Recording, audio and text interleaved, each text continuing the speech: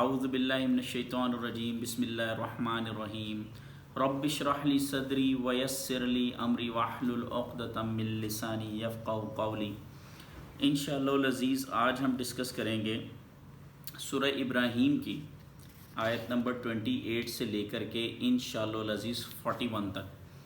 Actually الحمدللہ ایک سورہ بقرہ کا تسلسل چل رہا تھا تفسیر کا، لیکن درمیان میں چونکہ ذی الحج کے ایام آ گئے، اس لیے میں نے یہ سوچا کہ یہ ایام چونکہ خاص کر کے سیدنا ابراہیم علیہ السلام کے ساتھ منسوب ہیں اور ان کی سنت کو جناب رسول اکرم صلی اللہ علیہ وآلہ وسلم نے بھی زندہ رکھا ہے اور بڑا مقدم رکھا ہے، تو اس لیے میں نے سوچا کہ ان ایام میں حضرت ابراہیم علیہ السلام کے جو واقعات قرآن کریم میں تذکرہ کیا گیا ہے وہ میں آپ لوگوں کے ساتھ ڈسکس کروں۔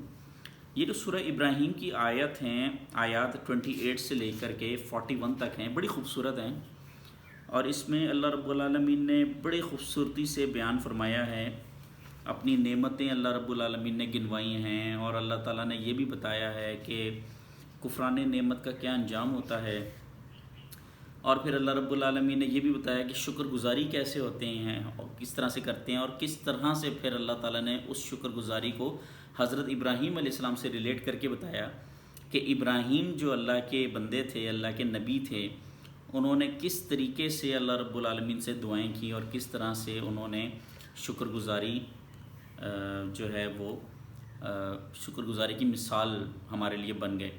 تو حضرت ابراہیم علیہ السلام کے نقش قدم پہ چلنا یہ بڑی سعادت کی بات ہے۔ تو میں آپ کے ساتھ ڈسکس کرتا ہوں، جیسے بسم اللہ الرحمن الرحیم آیت نمبر 28 ہے، اعوذ باللہ من الشیطان الرجیم بسم اللہ الرحمن الرحیم أَلَمْ تَرَ إِلَى الَّذِينَ بَدَّلُوا نِعْمَةَ اللَّهِ كُفْرًا وَأَحَلُّوا قَوْمَهُمْ دَارَ الْبَوَارِ۔ ترجمہ: کیا آپ نے ان لوگوں کو نہیں دیکھا جنہوں نے اللہ کی نعمت کو کفر میں بدل دیا اور جنہوں نے اپنی قوم کو ہلاکت کے گھر یعنی جہنم میں پہنچا دیا۔ یہ بڑی خوبصورت آیت ہے۔ کیا آپ لوگوں نے ان کو نہیں دیکھا جن لوگوں نے اللہ تعالیٰ کے ساتھ کفران نعمت کیا، مطلب اللہ تعالیٰ کی شکر گزاری نہیں کی بلکہ کفر کیا، اور اس کفران نعمت کا صلہ یہ ہوا، انجام یہ ہوا کہ انہوں نے اپنی قوم کو بھی ہلاکت میں ڈال دیا۔ اب یہاں پہ قوم سے کیا مراد ہے؟ یہ بڑی خوبصورت بات اللہ تعالیٰ نے فرمائی ہے۔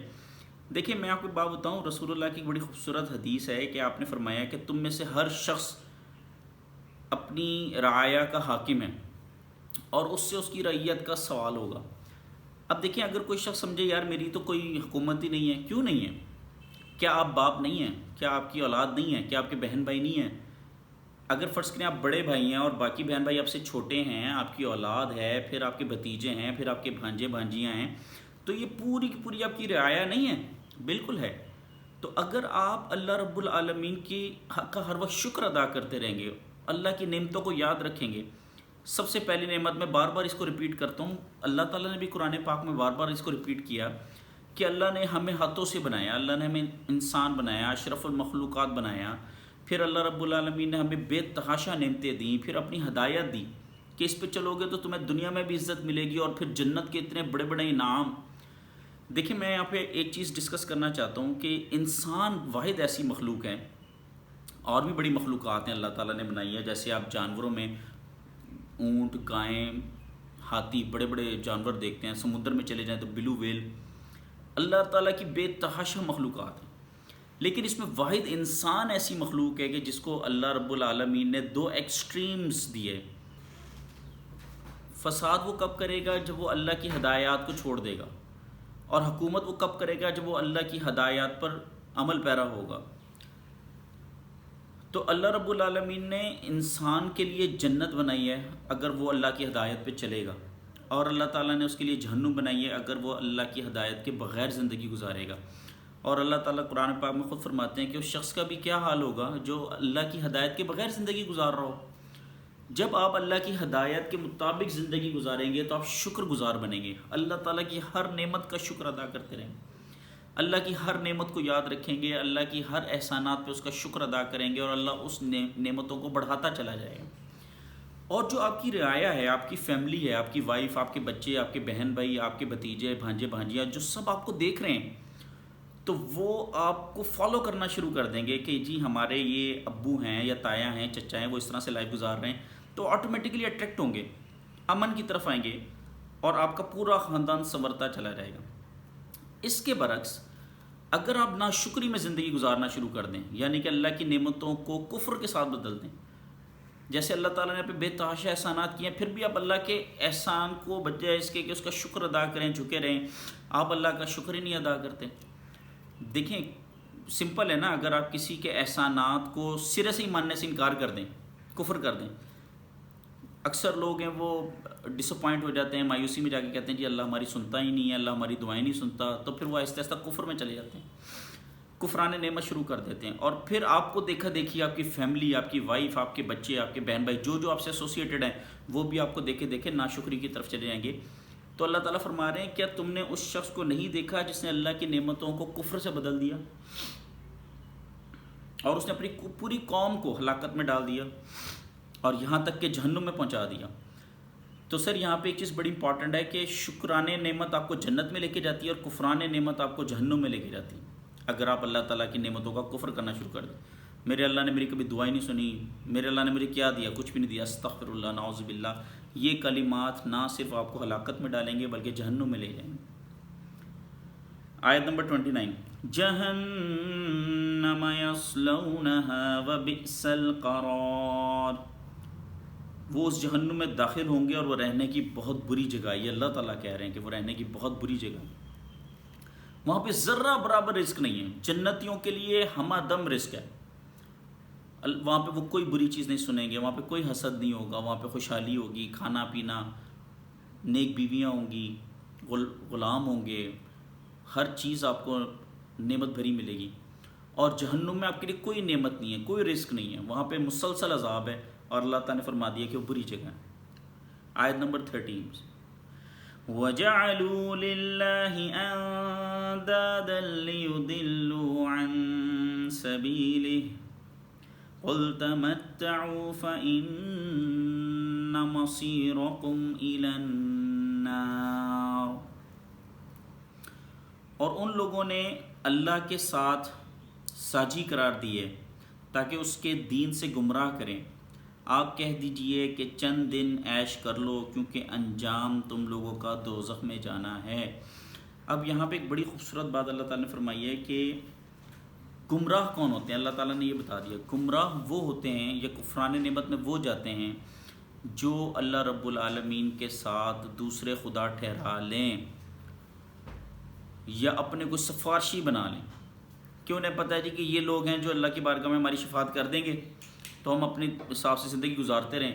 جیسے اکثر وہ کانسیپٹ بنا ہوا ہے نا جی کہ غلط کانسیپٹ ہے کہ جی پیر پڑھ لو اور اس ہدایت پہ بالکل بھی نہ چلو تو پیر جو ہے وہ آپ کی شفاعت کروائے گا۔ سر یہ تو کام رسول اللہ بھی نہیں کریں گے، رسول اللہ ان کی شفاعت کریں گے جو اس ہدایت پہ چل رہے ہوں گے۔ تو یہ جو غلط کانسیپٹس ہیں ان کو چھوڑ دیں، کیونکہ یہ غلط کانسیپٹ ہی آپ کو کفران نعمت پہ لے کے جاتے ہیں۔ دیکھیں نا اللہ پاک نے کتنا کلیئر کٹ بتا دیا کہ وہی لوگ ہیں، دیکھیں نا یہاں پہ اللہ تعالیٰ نے فرمایا کہ وہی لوگ گمراہ ہوتے ہیں جنہوں نے اللہ کے ساتھ شریک ٹھہرا لیا، کیونکہ جب آپ اللہ کو وحدہ لا شریک مانیں گے، اس کی نعمتوں پہ شکر گزار بنیں گے، اس کی ہدایت پہ چلیں گے، تو آپ لوگ گمراہ نہیں ہوں گے، ہم لوگ کبھی بھی گمراہ نہیں ہوں گے۔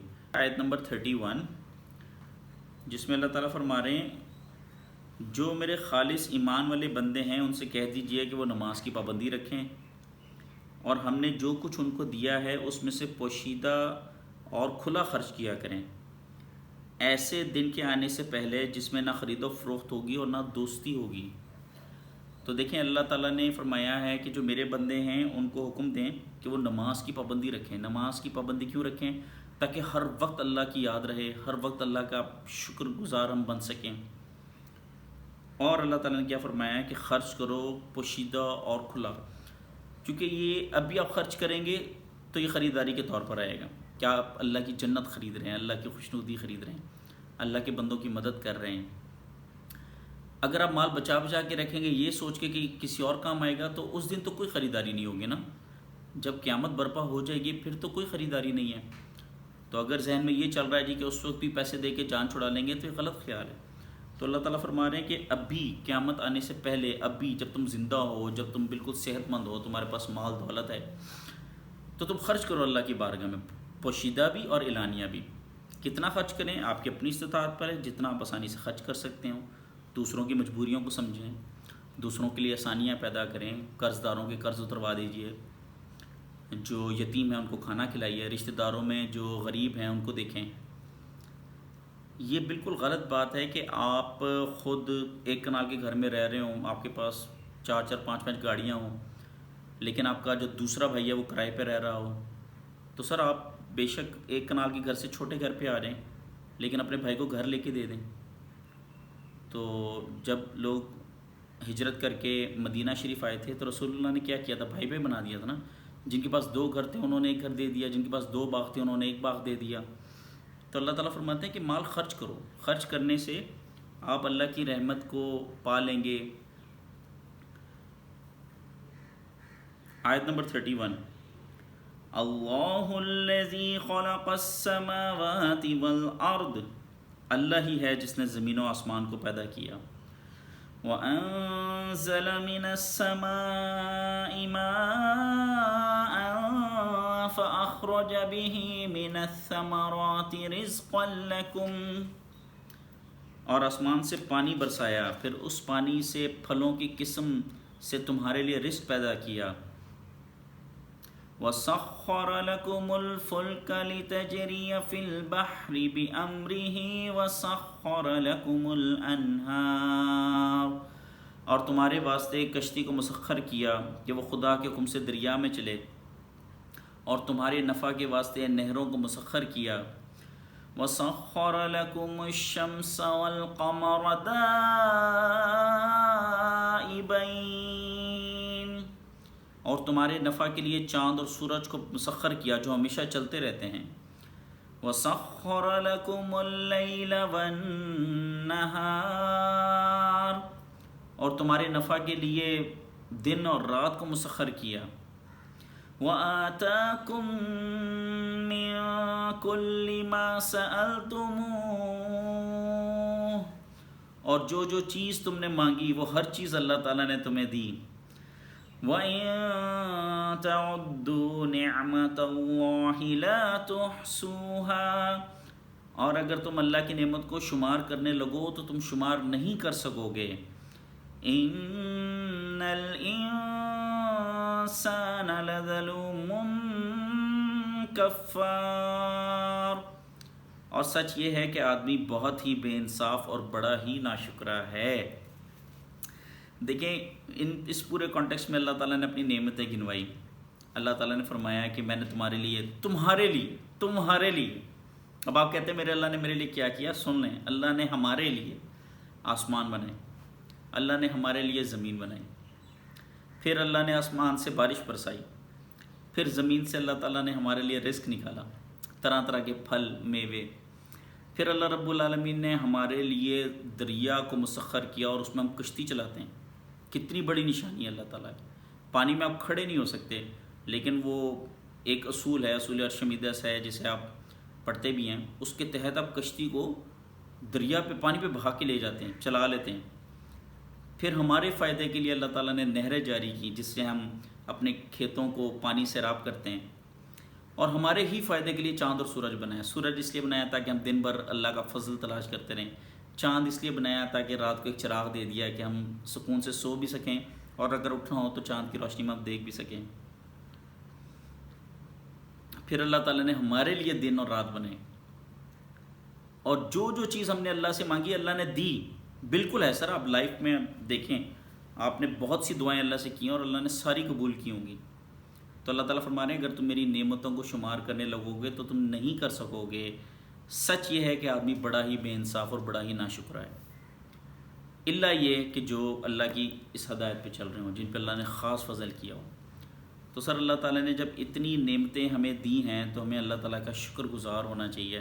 اور یہ دیکھیں اللہ تعالیٰ نے کتنا خوبصورت، دیکھیں اس کانٹیکسٹ کو اللہ نے بیان کیا. پہلے اللہ نے سٹارٹ کیا کہ تم نے ان لوگوں کو نہیں دیکھا جنہوں نے اللہ کی نعمتوں کو کفر کے ساتھ بدل دی. پھر اللہ نے ایک ایک کر کے اپنی نعمتیں گنوائی اور اللہ تعالیٰ نے فرمایا کہ ان نعمتوں کو بھول گئے تم، ابھی بھی تم کفر میں ہی پڑے ہوئے ہو۔ تو سر یہ ساری نعمتیں اللہ کی دی ہوئی ہیں، اور ہمیں اللہ کی نعمتوں پہ شکر گزار ہونا ہے۔ اور شکر گزار ہونے کا طریقہ کیا ہے؟ نماز کی پابندی کریں، اور جتنا کچھ اللہ نے دیا اس میں سے خفیہ اور اعلانیہ خرچ کریں قبل اس کے کہ موت آ جائے۔ اب آگے اللہ تعالیٰ بتا رہے ہیں کہ حضرت ابراہیم علیہ السلام کا واقعہ دیکھیں اللہ کیسے ایسوسیٹ کر رہے ہیں۔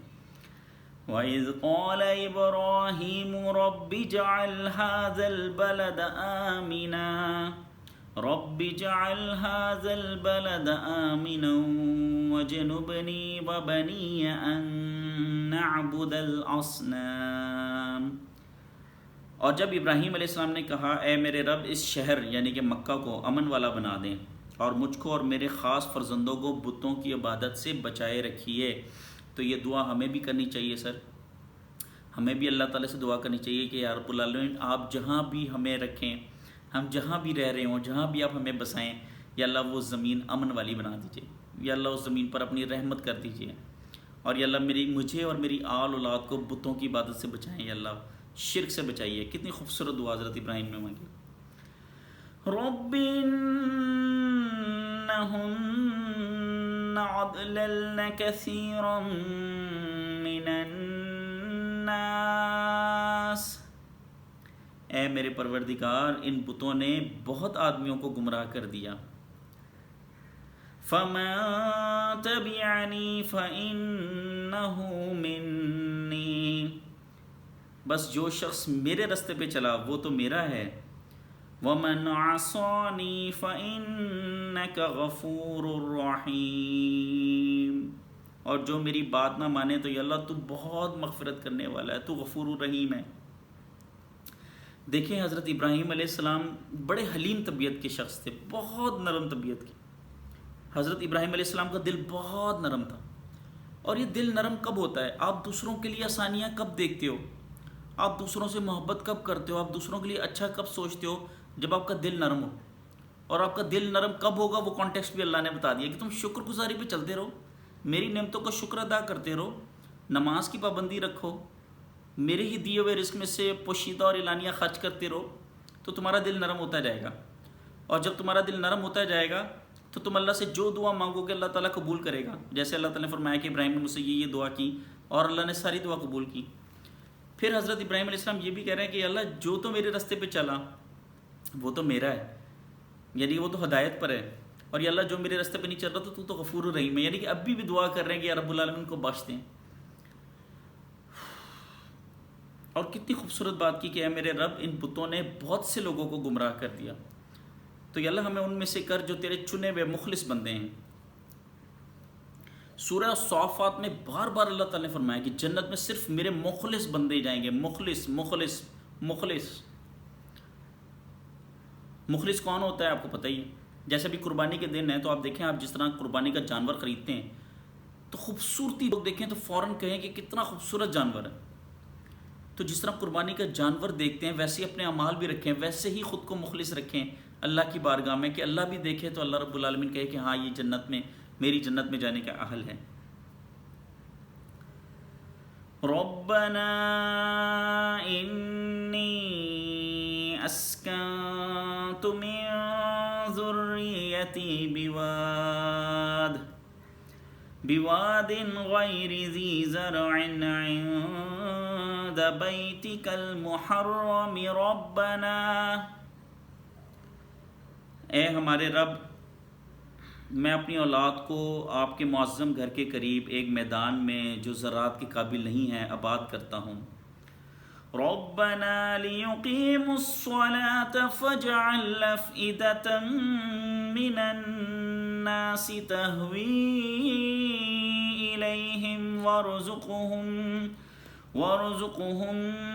من الثمرات لعلهم یشکرون، اے ہمارے رب تاکہ وہ لوگ نماز کا اہتمام رکھیں تو آپ کچھ لوگوں کے قلوب ان کی طرف مائل کر دیجئے اور ان کو پھل کھانے کو دیجئے تاکہ یہ لوگ شکر کریں۔ دیکھیں حضرت ابراہیم علیہ السلام کتنی پیاری پیاری دعائیں مانگ رہے ہیں۔ آپ یہ دعائیں مانگیں کہ اے اللہ میں نے اپنی اولاد کو جہاں بھی رکھا ہے پروردگار حضرت ابراہیم کہہ رہے ہیں اللہ میں آپ کے گھر کے قریب لے آیا، یہاں پہ زراعت، اس کی زمین زراعت کے قابل نہیں ہے، لیکن میں آپ کے حکم سے لے آیا ہوں.